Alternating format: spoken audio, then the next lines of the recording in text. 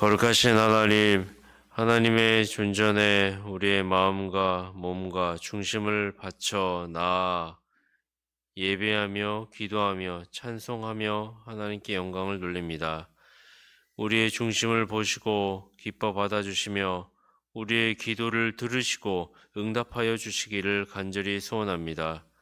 작고 미천한 자들이 하나님의 크신 영광 앞에 주님의 은혜의 빛을 구하오니 주님께서 우리의 부패하고 우리의 초라한 영혼 위에 은혜의 빛을 조명하여 주시고 새롭게 되고 하나님의 은혜로 살아가야 할 이유와 목적을 발견하며 삶의 지침을 얻고 돌아갈 수 있도록 도와주시옵소서.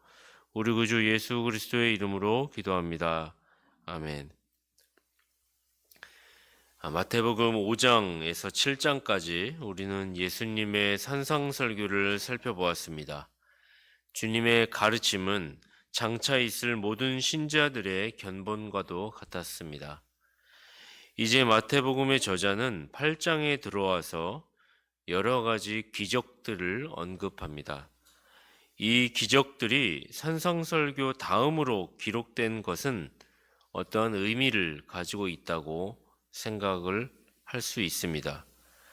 주님은 산상설교를 통하여 복음의 온전함에 대하여 말로서만이 아니라 이 기적들을 통하여서 이제 실제적으로 자신이 능력의 하나님이심을 증명해주고 계신 것입니다. 우리는 주님께서 문둥병자의 고침, 이 기적을 통하여 구원이 실제적으로 어떻게 발생하고 그리고 구원받은 자가 어떻게 순종하는지에 대해 살펴보고 말씀을 마치고자 합니다.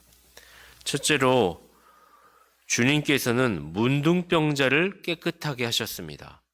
이것이 무엇을 의미하는 것일까요? 2절에 보면 한 문둥병자가 나와 절하고 가로되 주여 원하시면 저를 깨끗게 하실 수 있나이다 하거늘. 마태는 이 기사를 산상설교 다음에 기록하고 있습니다. 이것은 저자의 의도에 따른 것이다 라는 것이죠. 마태는 산상설교를 기록하고 그 다음에 이적들을 기록할 때 그 의도가 무엇일까 우리가 고민할 수가 있는데, 유대인들 사이에서 문둥병은 하나님이 불쾌히 여기시는 구체적인 증표로 여겨졌습니다. 우리는 구약에서 미리암이나 게하시나 우시아 왕이 특정한 죄에 대한 형벌로 문둥병에 걸렸음을 성경을 읽으며 알게 됩니다. 하나님은 아론과 미리암이 모세의 권위에 도전하자 미리암에게 문둥병을 내리셨죠.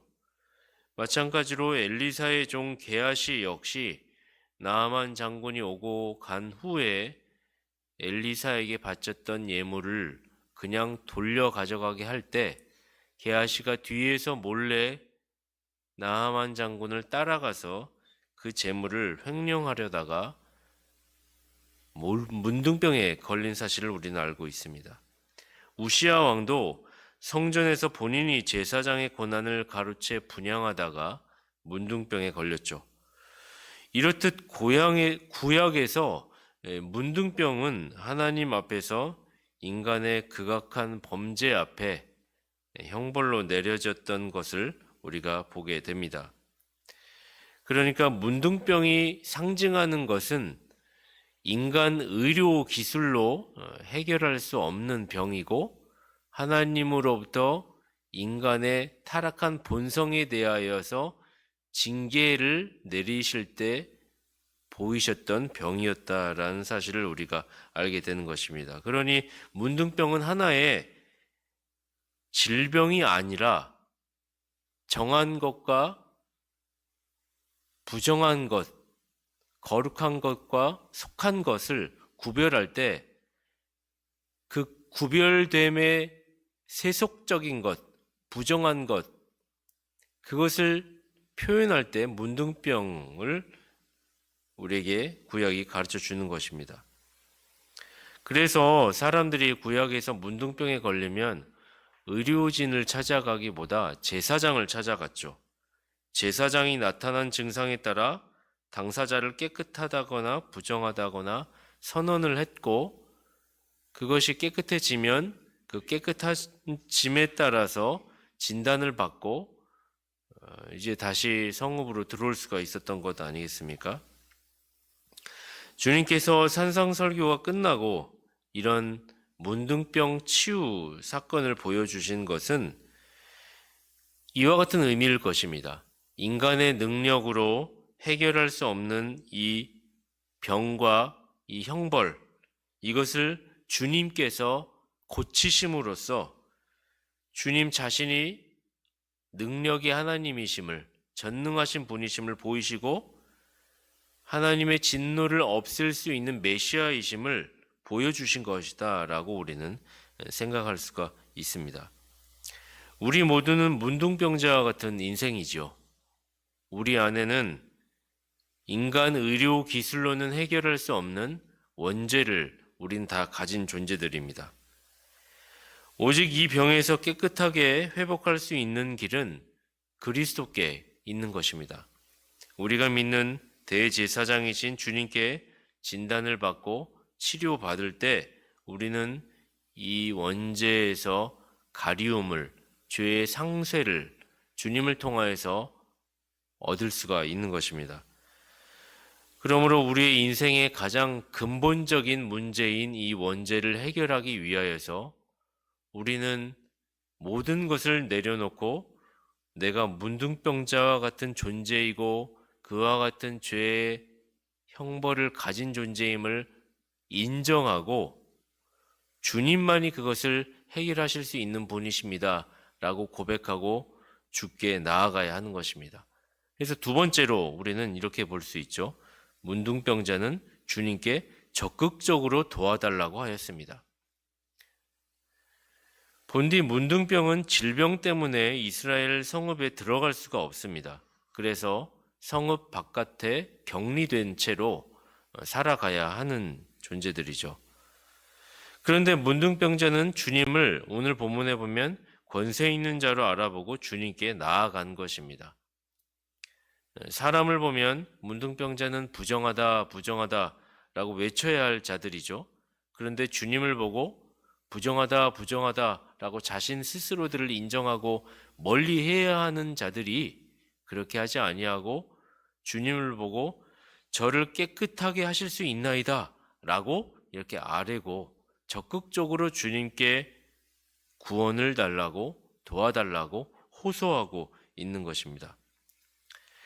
은혜 받기 원하는 자들, 은혜를 받는 자들, 그들의 특징은 진리를 보고 그것의 소중함과 그것의 완전함을 알고 적극적으로 그것을 얻기를 소원하여 나아가는 데 있습니다. 우리는 주님께 주님 안에 진리가 있습니다. 주님 안에 인생의 정답이 있습니다. 주님 안에 내세의 소망이 있습니다. 주님은 이것을 이루실 분이십니다. 하실 수 있으신 분이십니다. 라고 믿고 적극적으로 주님께 나아가 도와달라고 구해야만 하는 것입니다. 소극적으로 주일 예배에 참석하고 그냥 앉았다가 돌아가고 예배에 대하여 말씀에 대하여 한 귀로 듣고 그냥 이해하고 그냥 마음으로 그렇게 생각할 수 있지라고 동의하고 이 정도에서 그쳐서는 안 된다는 것입니다. 여기에 진리가 있구나. 여기에 진정한 삶의 목적과 이유가 분명한 것이구나. 장차 있을 영광의 나라의 원형이신 그리스도 안에 정답이 있구나 라고 하는 분명한 이유를 발견했다면 적극적으로 나아가서 주님께 은혜를 달라고, 제가 바로 그 문둥병자와 같은 죄로 점철되어진 악한 인생이라고, 주님의 은혜가 아니면 이 원죄로부터 파생되어지는 모든 죄악된 형태들이 나로부터 시작됨을 제가 고백하오니 이것을 주님의 보혈로 상쇄해 달라고 고백할 때 주님께서 은혜를 베풀어 주신다는 것입니다. 그래서 셋째로 우리는 이 나병 환자가 이렇게 적극적으로 호소했을 때 주님의 답변, 주님의 친절하신 답변을 보게 되는 것입니다. 첫 번째는 뭐였죠? 우리의 존재에 대한 인정, 우리가 원죄를 가진 존재들이다. 두 번째로는 어떻게 해야 되냐? 방법, 적극적으로 주님께 도와달라고 해야 된다. 세 번째로는 그렇게 했을 때 응답, 주님께서 친절하게 답변해 주신다라는 것입니다. 3절 보면 예수께서 손을 내밀어 저에게 대시며 가라사대 내가 원하노니 깨끗함을 받으라 하신대 즉시 그의 문둥병이 깨끗하여진지라. 문둥병은 진정으로 역겹고 추한 병이죠. 그래서 문둥병이 걸리면 살이 문드러지고 그리고 그와 접촉하면 오염에 걸리게 되어 있습니다. 그러나 주님께서는 차별하지 아니하시고 그에게 가셔서 문둥병자가 깨끗하게 해달라고 호소를 했을 때 그에게 손을 내밀어 대시며 그를 친히 만지시며 깨끗함을 받으라. 전혀 성가시거나 귀찮아하시지 않으시고 그렇게 친히 만지셔서 깨끗함을 받으라 라고 이야기를 해주시는 것입니다. 뿐만 아니라 우리는 아람 장군 나아만이 엘리사를 찾아갔을 때 엘리사가 치료를 베풀었을 때 물에 가서 씻고 7번 씻고 오라는 등 좀 힘든 과정이 있지 않았습니까? 그런 과정을 겪게 하지도 않으셨습니다. 주님은 직접 단순히 내가 원하노니 깨끗함을 받으라 라고 말씀하셨습니다. 진실로 깨끗함을 받기 원하는 자가 간절히 청했을 때 주님께서도 나도 원한다. 내가 원하노니 너가 깨끗함을 받기를 원한다. 내가 원한다. 주님께서 먼저 친절하게 이것이 이루어질 것에 대하여 안심과 안정을 주시며 나도 원한다라고 동의해 주시며 친절하게 답변해 주시며 그에게 무료로 값없이 무료로 치료해 주신 것입니다. 우리는 믿음으로 그리스도께 나아가 긍휼과 은혜를 구하는 자들이라면 그들이 바라는 긍휼과 은혜를 기꺼이 베품을 받을 수 있다는 사실을 확인할 수가 있는 것입니다. 주님은 값없이 무료로 우리를 치료해 주시고 구원해 주시기를 원하시는 것입니다. 이 사실을 믿고 우리 안에 먼저는 우리의 죄에 대한 사실, 원죄에 대한 사실, 구원은 주님께 있습니다 라는 사실을 전적으로 고백하고 주님을 통한 구원을 유일한 방법인 줄 알고 나아가고 또한 이 땅에서의 원죄 때문에 발생되어진 인간에게 나타난 증상들, 여러 가지 증상들, 부족한 면들, 불편한 것들, 병마와 싸워야 하는 것들, 나의 안에 잘못된 인격, 나에게 다가오는 인생들에서의 고난, 여러 가지 환난들, 이런 것들 또한 주님께 달려 있습니다. 주님 그곳으로부터 저를 건져 주십시오. 이 땅에서의 구원 주님께 있습니다 라고 호소했을 때 주님께서 내가 원한다, 나도 원한다, 그러니 너의 호소를 내가 듣고 주님께서 친절히 답변해 주시고 무료로 건져 주시는 은혜를 경험하는 저와 여러분이 되었으면 좋겠습니다. 넷째로 우리는 결과를 보게 됩니다. 문둥병자가 즉시 깨끗해진 것을 보게 됩니다. 본문은 그것을 즉시라고 얘기를 하고 있죠. 3절에 예수께서 손을 내밀어 저에게 대시며 가라사대 내가 원하노니 깨끗함을 받으라 하신대 즉시 그의 문둥병이 깨끗하여진지라.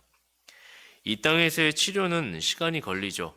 우리가 하나의 병을 가지고 있을 때 통증을 가지고 있고 병원에 가서 치료를 받고 진단을 받고 치료를 받아도 단번에 고쳐지는 것은 일어날 수가 없는 일이죠. 그러나 주님은 즉시 역사하십니다. 주님께서 보시기에 너의 기도가 하나님의 뜻에 부합한 기도이며 지금 상황에 맞는 기도라면 주님은 즉시 역사하셔서 깨끗하게 하시는 분이십니다. 주님의 역사는 효과적이고 주님이 명령하시면 그대로 이루어지는 것입니다. 이 사실을 우리는 믿어야 할 것입니다. 우리 안에 가지고 있는 결핍들이나 죄로 말미암아 발생되어지는 영향들이 있을 때 주님께 의탁한다면 주님이 보시기에 그것이 그때에 맞다면 즉시 치료하여 주실 것입니다. 그것을 믿고 나아가야 할 것이죠. 마지막으로 우리는 문둥병이 치료된 후 주님께서 그에게 하신 지시사항을 볼 수 있습니다. 그러니까 처음부터 우리는 문둥병과 같은 존재를 가진 자들이고, 그리고 그렇게 했을 때 방법으로 그럼 어떻게 해야 되냐? 주님께 적극적으로 호소해야 하며, 그 결과 주님께 호소한 자에게 주님께서 답변을 해주시고 깨끗하게 하심을 우리가 볼 수 있고, 마지막으로 주님께서 이제 깨끗하게 된 자에게 요구하시는 것이 무엇인가? 순종을 요구하신다라는 사실을 우리는 보게 되는 것입니다. 4절입니다. 예수께서 이르시되 삼가 아무에게도 이르지 말고 다만 가서 제사장에게 내 몸을 보이고 모세의 명한 예물을 드려 저희에게 증거하라 하시니라. 먼저 주님은 삼가 아무에게도 이르지 말라고 하십니다. 왜냐하면 주님은 순전히 병고침만 받으려고 몰려오는 군중들을 피하고자 했기에 그렇습니다. 예수님을 단지 기적을 베푸는 치유자로만 여기거나 정치적 메시아로만 여기고 오해하는 것을 주님은 방지하시고자 하셨던 것이죠. 예수님께서 병을 고치신 궁극적 목적은 육체적 치유를 넘어 영혼의 구원을 이루는 것이죠. 따라서 소문이 지나치게 퍼지면 예수님의 구속사역에 방해가 될 수가 있었기 때문입니다. 그런데 주님은 단서를 붙이면서 제사장에게 가서 고침을 받는 것을 보이고 모세의 명한 예물을 드려 증거하라고 하십니다. 아무에게도 이르지 말라고 하는데 제사장에게는 가서 고침받은 것을 보이라고 하는 것입니다. 모세 율법에 의하면 문둥병 환자가 다시 정상적인 사회생활을 하려면 예루살렘으로 가서 제사장에게 치유 사실을 인정받은 다음 제물을 바쳐야 했습니다. 그래서 주님은 이런 과정을 율법에 명시된 대로 문둥병자가 제사장에게로 가서 진단을 받아야 함을 생략하지 않으신 것입니다. 율법에 명시된 대로 문둥병자로 가게 법대로 하도록 제사장에게 가도록 하셔서 모든 이스라엘 백성들, 유대인들에게 율법을 소지하고 이것을 따르는 유대인들로 하여금 이 예수라고 하는 분이 문둥병자를 고쳐서 율법을 폐하러 온 자가 아니라 율법을 성취하러 오신 것이구나. 이것을 증명하게끔 하시려는 목적을 가진 것입니다. 예수님이 율법을 지키시는 분이시구나. 그래서 문둥병자를 고치시고 난 다음에 율법의 방식대로 제사장을 찾아가서 진단을 받고 그렇게 하여 예루살렘 성문으로 들어올 수 있는 용인받는 그런 일들을 절차를 밟는 분이심을 보게 하신 것입니다. 주님은 하나님이심에도 불구하고 절차를 통해 사역을 행하셨습니다. 그럼으로써 사람들로 하여금 설득력을 갖게 하셨죠. 만일 주님도 절차를 무시하고 주의 일을 행하게 된다면 아마 사람들이 의아해했을 것입니다. 물론 하나님이시니까 이렇게도 저렇게도 다 하실 수 있으신 분이시죠. 그러나 평소 믿음이 연약하거나 없는 자들, 평소 시비를 걸려고 하는 자들에게 빌미를 제공해 주어서는 안 될 것을 우리는 주님을 통하여서 보게 되는 것입니다. 진리가 설득력을 입기 위해서 방법과 절차에 있어서도 신중과 노력을 원칙을 따라야 함을 우리에게 간접적으로 보여주시는 것 같습니다. 또한 주님은 주님이 행하신 기적을 통해 고침받은 문둥병자의 믿음을 시험하셨습니다. 치유를 받은 후에 그가 예수님의 말씀에 순종하여 제사장에게 가는 것은 그의 믿음을 드러내는 행위였기 때문입니다. 그가 진실로 고침을 받고 그의 믿음이 증거되는 것은 순종에 또한 달려 있는 것이죠. 믿음은 순종의 또 다른 이름입니다. 우리의 순종은 우리의 믿음을 대변하는 증거가 될 것입니다. 주님께서 명령하셨을 때, 네, 주님, 제가 그 말씀대로 따르겠습니다 라고 순종하여 우리의 믿음이 진실한 믿음임을 증거하는 저와 여러분이 되었으면 좋겠습니다. 기도하겠습니다. 거룩하신 하나님, 문둥병자를 통하여서 산상설교를 마치고 나신 후 문둥병자를 통하여서 기적을 보이시고 고치시는 과정을 통하여 우리에게 주신 교훈을 우리가 받게 됩니다.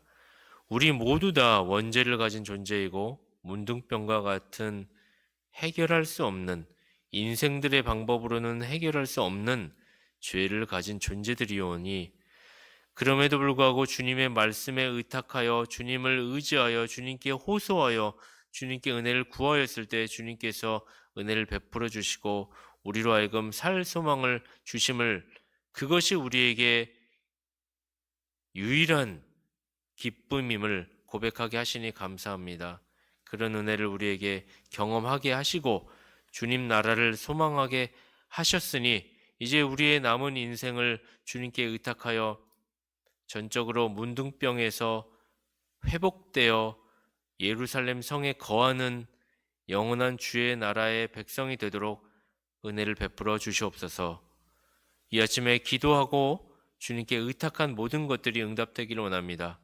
우리의 기도를 들으시고 하나님의 때에 응답하는 은혜를 경험하게 하여 주시며 주님의 모든 것을 주님께 의탁하며 우리 구주 예수 그리스도의 이름으로 기도합니다.